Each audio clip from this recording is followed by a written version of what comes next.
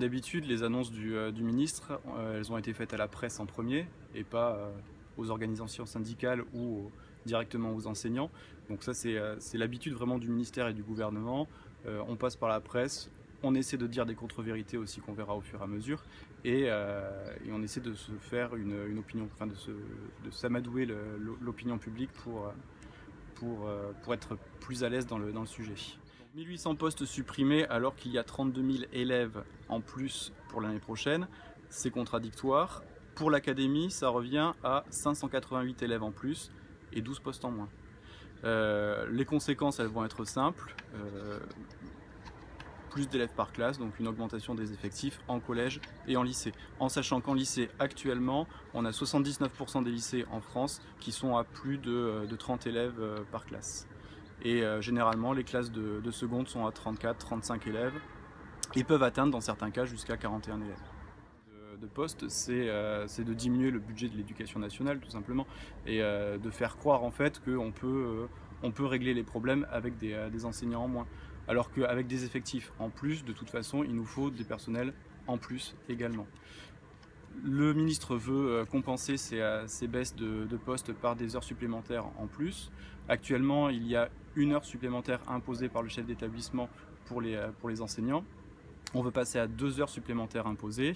Il faut savoir en fait que la majorité des collègues fait déjà ces 2 heures supplémentaires. Donc c'est un enfumage en fait, un effet d'annonce qui est basé sur rien du tout et qui n'apportera rien en termes d'encadrement et en termes de service public. Le temps de travail des enseignants, il a été évalué par des enquêtes ministérielles et donc par le ministère de l'Éducation nationale. Donc il y a des enquêtes très précises dessus. Il est évalué à 42h53 par semaine. Donc dire qu'on peut rajouter une heure supplémentaire comme ça à chaque enseignant et que ça n'aura pas d'effet sur leur vie et sur leur semaine, c'est pas vrai. Il y a vraiment une conséquence très importante et cette heure supplémentaire, elle va du coup entraîner du travail aussi supplémentaire et on passera de 42h53 à 45h, 46h, etc. en fonction des disciplines et surtout du niveau collège, lycée, etc. Ces diminutions de postes, elles permettent en fait de cacher les problèmes de recrutement, tout simplement. Elles vont permettre aussi d'essayer de recruter plus de contractuels. C'est aussi l'ambition du ministre de la fonction publique de réduire le nombre de titulaires en fait, donc d'abaisser le nombre de postes, de places au concours et d'augmenter le nombre de contractuels. Sauf que concrètement, les difficultés qu'on a actuellement dans les ruralités, c'est de trouver des contractuels qui seront là pour assurer les postes.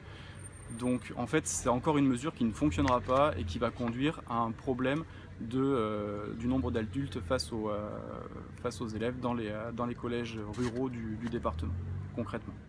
Pour le SNES et pour la FSU, clairement, pour revaloriser le métier, il faut augmenter les salaires. Et augmenter les salaires, ça ne passera pas par des primes, ça passera uniquement par un dégel de la valeur du point d'indice et une revalorisation de la valeur de ce point d'indice juste après.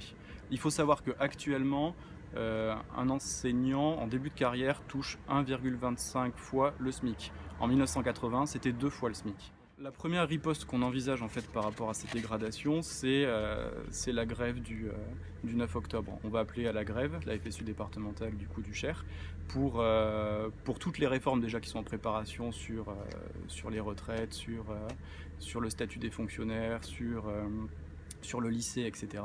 Et également sur les annonces de Jean-Michel Blanquer ici. Les enseignants commencent à se mobiliser davantage et à être de plus en plus apporter des mouvements de plus en plus forts, ce sera peut-être le blocage des épreuves à la fin. Les collègues de philo et de SES ont déjà commencé l'année dernière, donc il n'y a plus vraiment de tabou sur les épreuves. Maintenant, il faut que le ministère nous écoute et écoute les organisations syndicales.